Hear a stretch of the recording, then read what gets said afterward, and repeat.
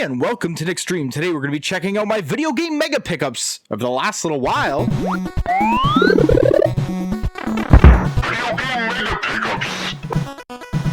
Yes, today we're going to be checking out my video game mega pickups, and what I mean by that is I haven't done a pickup video in over a year, so this is some of the cooler things I want to show you. I got a new console, I got a new special edition controller I want to show off, I got some big box PC games, so without further ado, let's jump into this. Okay, like always, like we've always used to do, we're going to go new games to old games. So starting off, some Nintendo Switch. Okay, starting off from the limited run end of year sale, I got a couple games. The first one is the Panzer Dragoon remake, and if you don't know what this is a Sega Saturn exclusive, but this is a remake for the Nintendo Switch. I think it was on PS4 as well. This game plays a lot like Star Fox 64, so it's a cool enjoyment, and it's one of those must-have Sega Saturn games. Next up, also from the limited run end of year sale, I got the original Shanty on the Nintendo Switch. Now, I did have the option to get the reprint of the Game Boy Color game, but it still isn't an original cartridge, and it was more expensive than getting the Switch version. At least with the Switch version, I can play it in HD on the TV or on the go, where if I bought the Game Boy version, I would be able to play it on the Game Boy. So I did decide to get the Switch release instead. Okay, next one I picked up really cheap on an Amazon warehouse deal. I was happy to get it, but this game is tough, and that is Cuphead. Now, Cuphead, if you don't know what it is, it's a side-scroller shooter similar to Contra, only the art style is done in a 1930s type animation art style, so the game is very unique, very cool, but also extremely tough. Next up, from an Amazon warehouse deal, I also got Dragon Ball Z Kakarot. Now, I don't know a lot about Dragon Ball Z, but I saw this game on the Amazon warehouse deals for dirt cheap, and the game looks cool. It's like a free roaming Dragon Ball game where you can fly around. The game looks hilarious, so I can't wait to try it out. Fine, have it your way. Next up, I also got this from an Amazon warehouse deal really cheap, and some say this is the best Metroidvania ever made, and that is Hollow Knight. I started the game. I'm having a little bit of trouble getting through because essentially you do not record where you've gone on your map unless you find the map guy selling the map for that area, so it's very tough to find the map guy and to figure out where to go and to navigate yourself. So I am having a little bit of a tough time with this one. Maybe I'm missing something, I don't know, but the mechanics feel great. The art style from screenshots and stuff I didn't really care for it, but then actually playing the game, it feels really nice. The next Switch game is something kind of cool, and it's kind of cool because this game is a physical only game. This game never got a digital release, and that game is called Demon Throttle. Now, I picked this up, Amazon put it on sale for $20. I really didn't have eyes on this before that. It's essentially an 8-bit shooter, and it's kind of cool because it's similar almost to like Gunsmoke, but not really. And you run through levels, you can blow up blocks, and you run your way through. So this is a pretty cool game, a little bit tough, and once you get the hang of it, just start to memorize things, I'm sure it gets a little bit easier. And the last Nintendo Switch game that I picked up is one I've wanted to get for a while, and it finally came up on Amazon Canada, and that is Greek Memories of Azure. I've been meaning to get this game for a while. The animation is stunning. What this game is, it is a Metroidvania. Lots of Metroidvanias in this pickup video. You have 3 characters, you can switch between them, and they all have different abilities to help you progress. So I've been wanting to play this for a long time, and I was excited to pick it up finally for a reasonable price on Amazon. Next up, let's get into some Xbox One game. First Xbox One game that I want to show off is a Resident Evil 3 remake. Now, I've never played the original Resident Evil 3. I played Resident Evil 2. I have not played the remake, but I love the Resident Evil 2. Is one of my favorite Resident Evil games. Resident Evil 3 I've never played, so this is going to be a good treat because it's going to be playing it but with modern, updated controls and gameplay. So I'm excited to try this one out. The Resident Evil games are fantastic, so I was really excited to try this one. Next up is a cool game I never really heard of up until recently, and that is Transformers Devastation. Now, this game is cool because this is a Transformers game made by Platinum Games. So that means it's a Transformers game, but you're getting that Bayonetta-style beat-em-up gameplay in this, and it looks awesome. It's all cel-shaded. It's done in the G1 style for the characters, so super excited to play through this one. And next up is a kind of hard to find pricey game. I picked it up dirt cheap, luckily, so I was super excited to get it, and that is Teenage Mutant Ninja Turtles Mutants in Manhattan. I finally stumbled upon this at a GameStop for 15 bucks. Usually this game goes for about $60 to $70 online. Super excited to get this. This is another game made by Platinum Games. People did not like this one when it came out, but it is super hard to get. I love Ninja Turtles, all things Ninja Turtles, and how bad could it actually be if it's made by Platinum, really? Pizza time! Next up, I want to show off some PlayStation 4 games. The first one I got is a little bit of a controversial one, and that is The Last of Us Part 2. I've never played the first game. I have it on the PS3. I've been meaning to pick it up. Maybe I've been trying to figure out if I'd rather get the PS4 remastered version of the first one and play through that one instead of the PS3 version, mainly because I can't stand the PlayStation 3 controller. It's probably one of the worst controllers ever made. But anyways, this game, I got this for Amazon Warehouse deal, brand new sealed for $10. So I felt, you know what, let's pick it up. Some people seem to really like it, some people dislike it, so I gotta play it for myself to decide. Next up is a game I've been eyeing for a long time, and I got it on sale on Amazon for 20 bucks, and that is The Quarry on the PS4. Now, I've been looking forward to this game. It is made by the same makers of Until Dawn and Detroit Become Human. Essentially what it is, it's pretty much more of a movie that you play through. It's more of like a Find Your Fate movie. It's kind of cool because they put real actors in it, so David Arquette's in it, and the lady who plays like the medium on Insidious is in it as well. So there's a bunch of real actors in this game, which makes it kind of cool. I love these story-driven games. It's kind of like a nice change of pace for what you usually play, and this one looks really, really cool, so I've been really interested into trying this one out.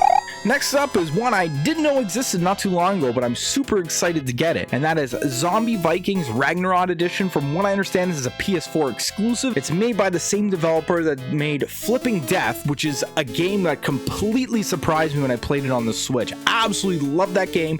Never heard it before, bought it on a whim, and I absolutely loved it. And they made another PS4 exclusive, I believe exclusive game called Stick It to the Man, which I also absolutely love. So I'm super excited to play this one. From what I understand, I think it's a side-scroller beat-em-up, co-op beat-em-up game. It's a little bit different than what these guys usually make, but nevertheless, I love those other games, and I can't wait to try this one out. Okay, the next thing I want to show off is a new console. Yes, I got a new console. I traded an old console to get this new console and a bunch of other stuff I didn't want to get this new console. I ended up only paying 20 bucks for it, and that is the Spider-Man PS4 Pro Edition. I've been wanting this console ever since it launched, but I didn't want to pay the price. I saw online my local pawn shop got it, and they were selling for the same price they sell the regular PS4 Pros for.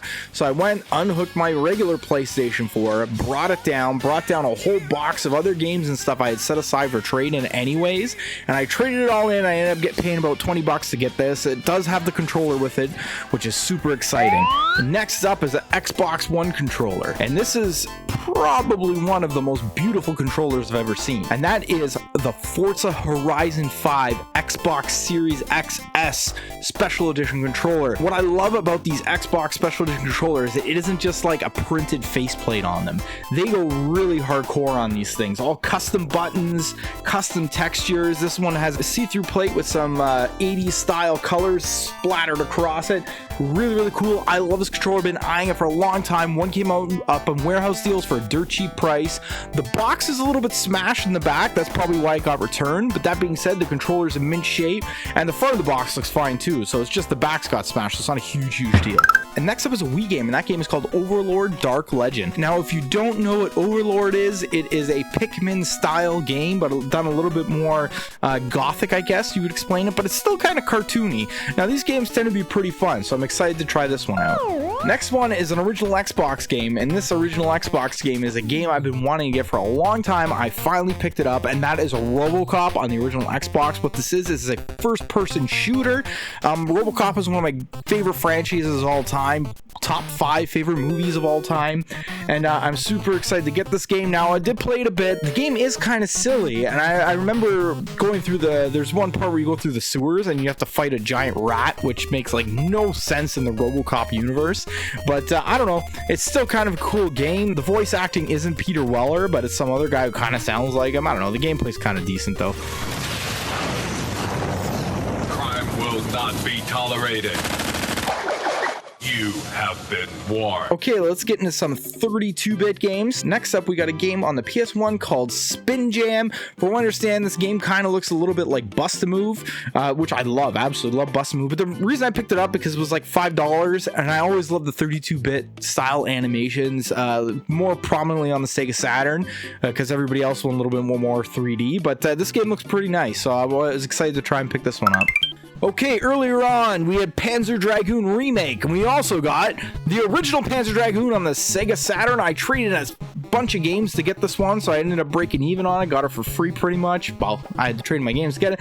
But Panzer Dragoon, like I said before, is a Star Fox 64 type game exclusive to the Sega Saturn. And next up is one of the greatest WrestleMania games ever made, and the third one released on the N64, and that is WrestleMania 2000. So this is the first game that AKI developed for WWF.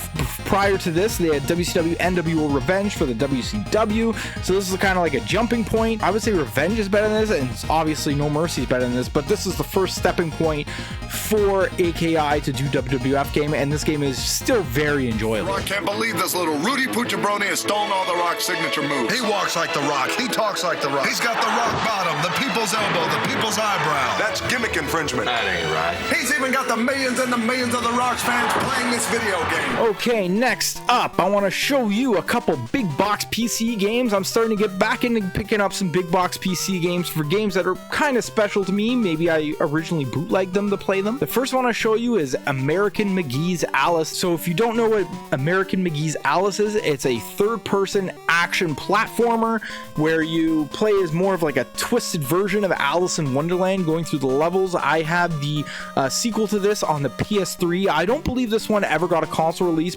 but it is attached to the PS3 version of the game. You pop in the disc, you can play this version, but I originally played this on the PC, so I wanted to get the PC version, and I absolutely love big box PC games, so it's super cool to add this to my collection.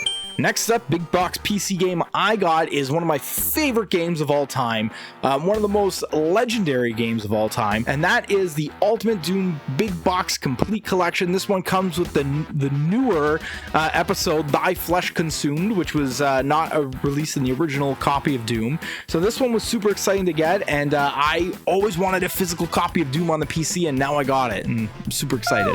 Okay, next up, I got a couple Sega Genesis side-scroller beat-em-ups I want to show you. The first one is The Tick. I absolutely love The Tick. I love this game. It was a super popular cartoon in the 90s that I grew up with. I love the cartoon. It was hilarious. There's been a couple live action TV shows based on it as well. This game is a lot of fun. Side-scroller beat 'em up, super goofy, and a ton of fun. Spoon! I don't get it. Spoon! Look, I'm just a sidekick. Next up is a side-scroller beat 'em up, which I'm a little bit lukewarm on, and that is a Sega Classics Golden Axe release. Now, the Golden Axe is a side-scroller beat 'em up. Streets of Rage, the original one, was based on this game's engine, but yeah, it's more of a medieval beat 'em up, which is kind of neat. You can ride like monsters and stuff, and I don't know, it's cool. This, like I said, is based on the Streets of Rage one, based on the engine, so you have like an area clear special move as opposed to just like a Streets of Rage 2 style special move, but I don't know, it's still decent fun. You slaughtered Son of Death Adder, barbecued his freaks. How do you progress to level 8? Well, you eat fast food, you humiliate every machine in the arcade, and you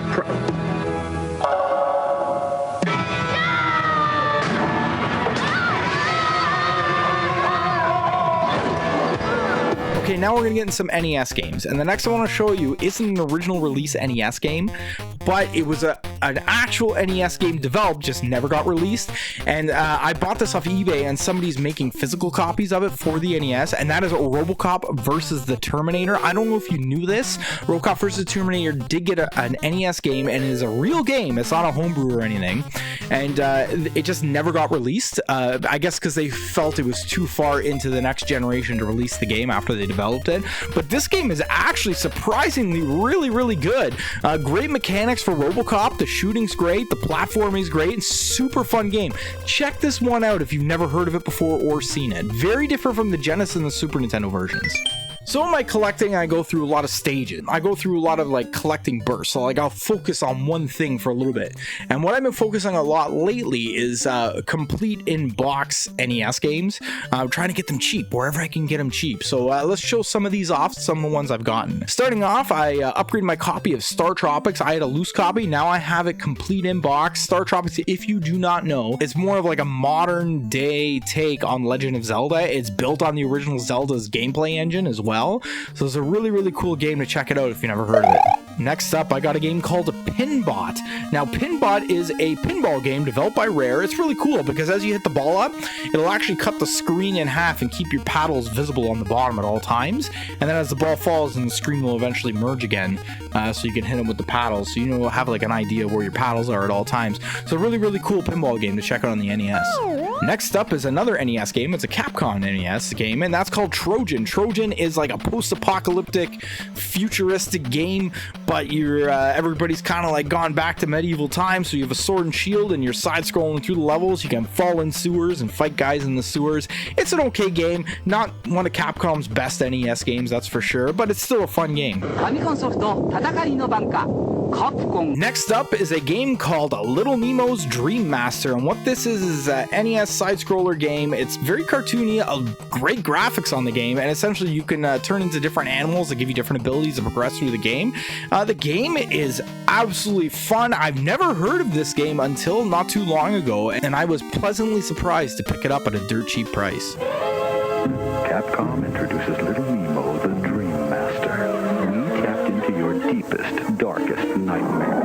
Hold on, Eddie. I think we got something. This could be it. I'm getting snakes, wasps. Wow, look at this stuff. Big-lipped tadpoles. This kid's turned himself into a killer bee. These kids are strange. Who dreamed up something so weird? You did. This one's riding a purple lizard. Holy smoke! Little Nemo, the Dream Master, for Nintendo by Capcom. Next up is one of my favorite games on the NES, and this is more of a box upgrade because I did have the game and I bought the box separate. I found the box separate for a good price on eBay, and that is POW Prisoners of War, developed by SNK. This is an awesome side-scroller beat 'em up. The arcade version is very different, and it's also two-player. I guess they must have had some RAM limitations or something with the NES that this one is only one player, but it's an awesome side-scroller beat 'em up.